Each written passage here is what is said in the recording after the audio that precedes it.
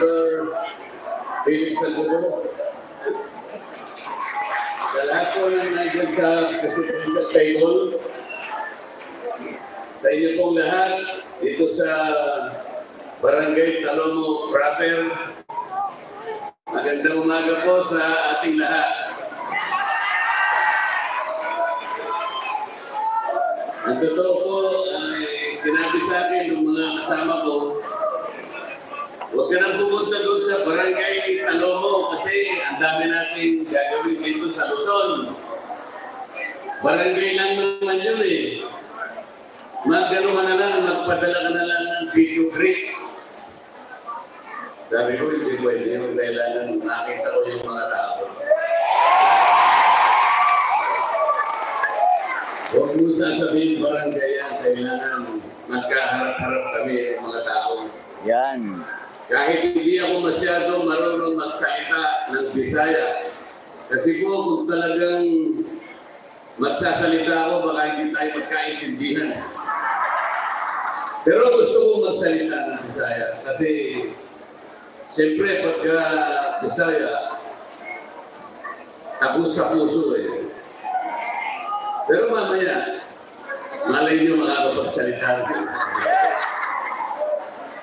Kaya po nagpunta rito, parte na po ng gusto kong gawin. Sapagkat hindi na ako masaya doon sa House of Representatives. Pagka nilalaban natin ang katwiran, pag sinasabihan natin sila, kung ano yung tuntunin, kung ano yung dapat gawin para hindi nag-aaway-aaway. Baliktad po yung nangyayari. Pag ako na nagsasalita, guguluhin nila ako, pagtutulong-tulungan nila ako. Pati nga po yung hopya na kinakain ko, kukunin pa nila. Ganun po. Ganun po yung mga tao yun. Nung isang araw po, nagsalita ako sa grupo ng mga hilot, yung mga kumadrona. Mga ganito rin karami po, mas marami pa dito. Sabi ko sa kanila, magsusumbong din po ako sa inyo. Kasi napag-alaman ko pagka ang isang bata ay napanganak dito sa mundo at ang nagpaluwal ay kumadrona o yung hilot. Yung bata na yun, matalino pala. Alam niyo kung bakit? Tingnan po ninyo yung mga kasama ko sa Quadcom. Napanganak lahat sila sa ospital. Kaya ako napanganak ako, hilot po, dahil mahirap lang ang buhay ko.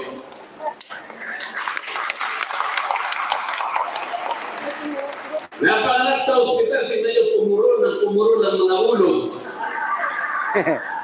Sabi nila, magkaisa tayo. Gumawa sila ng manifesto. Kailangan ganyan. Magkaisa tayo sa katapatan at paninindigan para alagaan natin ang ating bansa. Paano pagkakaisa yun? Paano magkakaisa ang isang bansa kapag ini-impeach mo ang Vice President? Hypocrisy. Nagpapanggap. Nagbabalat kayo. Ano po yung nagpapanggap sa Bisaya para ma-impass?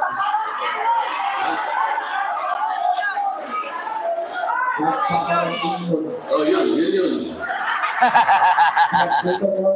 Sabi ko, pagtulungan natin, napakaraming problema ng bansa natin. Ang kuryente, napakataas ang kuryente sa bansa ito. Like and share po tayo, like and share. 10 bills. Power bill, ano pinahin ko? Wala kahit isa ang dininig sa committee. Paano ba puro Quadcom na lang? Lahat ng panahon, lahat ng atensyon binigay lahat sa Quadcom. Wala nang panahon para tingin yung mga panukalang batas na makakabuti sa tao. Ano po ba ang layunin ng ating batas sa kuryente na ginawa 23 years ago? What is the objective of that law that was enacted in 2001 or 23 years ago? to ensure the delivery of quality and reliable and affordable rates of electricity in this country. So pag sinabi mo secure and reliable, walang brownout. Pag sinabi mong affordable, abot kaya. Abot kaya. Sa Bisaya, barato. Ayan, nakita niyo naman. Hindi mo lang yun, Senator Felix Salvador. Yun ang pangunahing layunin. Pero hanggang ngayon, after 23 years, abot kaya ang kuryente, abot langit. Tinanggal nila mo sa Committee on Energy. Pag sinasabi ko, walang justisya ang ginagawa natin, you are not following the rule of law. Tinanggal nila mo sa Justice Committee. Kasi i-impeach nila yung Vice President. Para hindi na ako siguro makasali, tinanggal mo sa Justice Committee. Ang sabi ko sa kanila, yun ang akala nyo. Subok-subukan ninyo na i-impeach ang Vice President.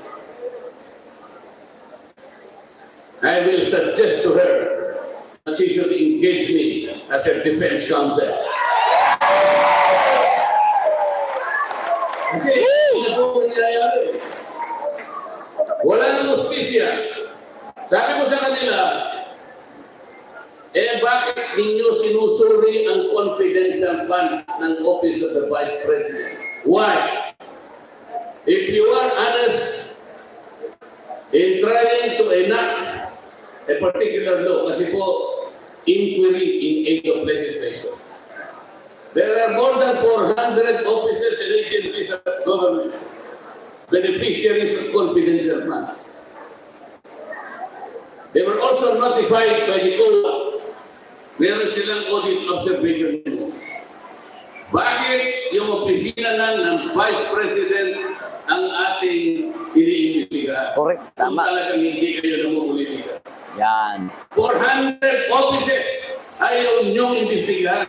Only the office of the Vice President. Politika po ito. Pangalawa, sabi ko, yung pag-audit, yung pag-examine ng mga papel, ng mga reports about public expenditure, ito po ay trabaho ng COA. Meron isang matanda na nagsalita. Isa siyang scientist. Insanity, sabi niya. Sa Tagalog, kabaliwan. Ano po yung insanity sa Bisaya? Buwang. Kabuwangan. Insanity is doing something over and over and over again, but expecting different results. Boto na kayo ng boto sa kanila. Ganun pa rin. Hindi tayo makakakuha ng resultang mabuti para sa ating bansa. Bakit hindi natin testingin si Philip Salvador? Isama niyo kami doon. Kahit hindi mo malaman kung anong klaseng niluto ang Philippine Senate. Sabi nila sa akin, o paano, isasama mo ako dyan. Hindi pala magkakapareho yung sahog, hindi magkakasama yung sangkat. Hindi natin alam kung anong lasa niyan. Tapos ilalagay mo pa ako dyan, isasama mo pa ako dyan. Hindi po, kanya ganito po ang gagawin natin. Dahil nga hindi natin maintindihan kung anong klaseng luto na yung Philippine Senate. Kayo po ay ilalagay natin dyan para po magsilbi kayong magic sarap. Baka po sa lasa, magkaroon man lang ng lasa yung luto na yan. Baka magkaroon tayo ng pag-asa.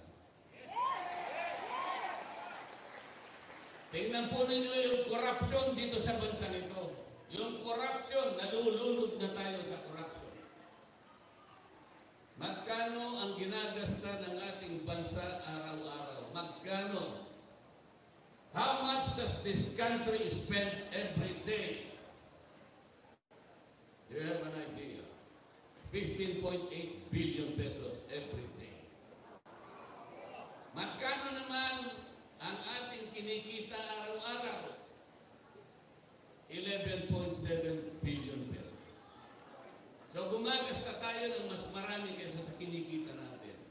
Anong deficit? 4.1 billion pesos.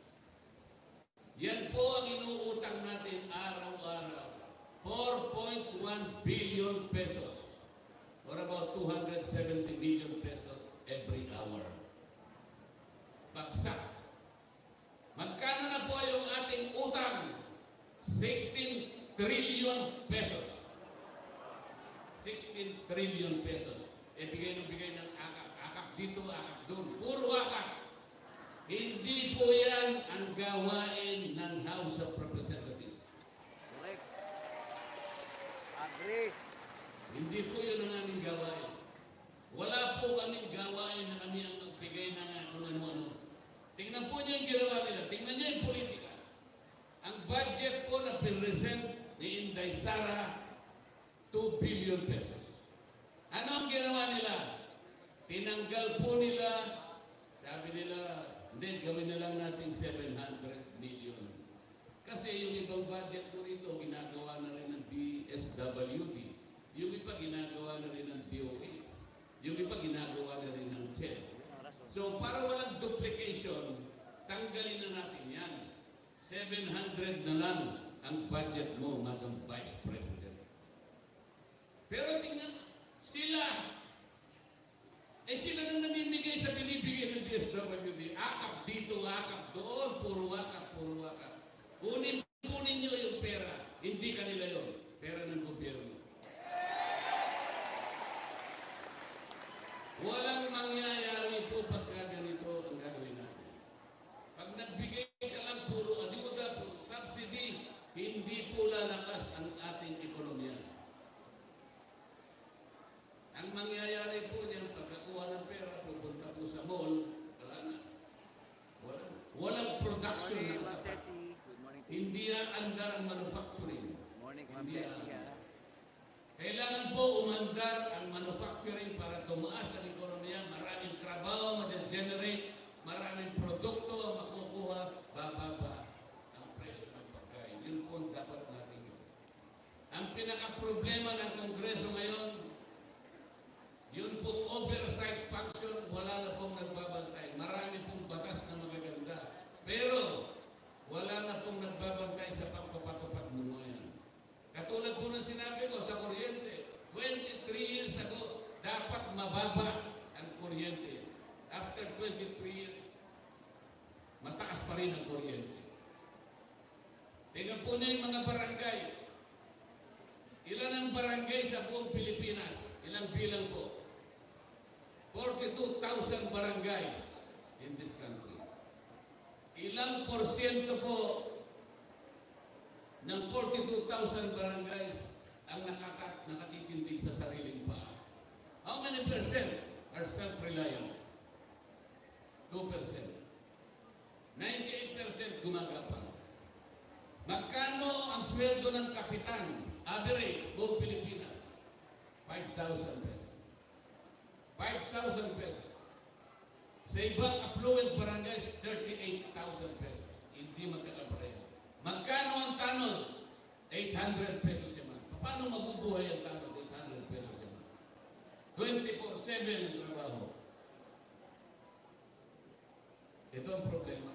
Meron akong panukalang batas, ayusin sana natin ito. Sana yung agwat, yung layo ng kinikita between 5,000 pesos and 38,000 pesos, medyo mapagtikit lang ng konti. Hindi po nadinig, minsan lang nadinig yung aking panukalang batas. Kasi po kinukuha lahat ng Quadcom ang panahon. Yung magagandang panukalang batas, ayaw po nilang simulan. Ang gusto nila lamang simulan ay kung paano uusigin ang Pangulong Duterte at kung paano i-impeach ang Vice President. Kaya ako nagpunta rito para malaman ninyo ang tunay na nangyayari sa ating bansa. Pagtulungan po natin, pag po yung mawawala ng pag-asa. Sabi ko nga po sa inyo, kahit mahirap, kahit Ang mahal kanina ang lang mic, laban, walang mic. huwag po tayong makatakot. Alam ko po yung mga tao dito sa Barangay Taloma, Cracker, ay matatapang din, kagaya ng Vice President.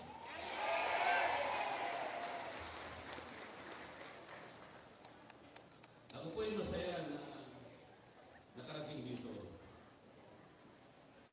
Sabi ko nga po sa inyo, ayaw kong mag-video clip. Gusto ko makita ko kayo ng personal. Gusto kong sabihin ng personal. Gikan sa akong kasing-kasing. Ihigog na akong May nanalo na. Salamat! Once again, Congressman Dante Marcoleta, ang ating senador sa 2025. Kay Senador Marcoleta, may pag-asa ka! Once again, may I present you ang scholar sa atong halagdong congressman.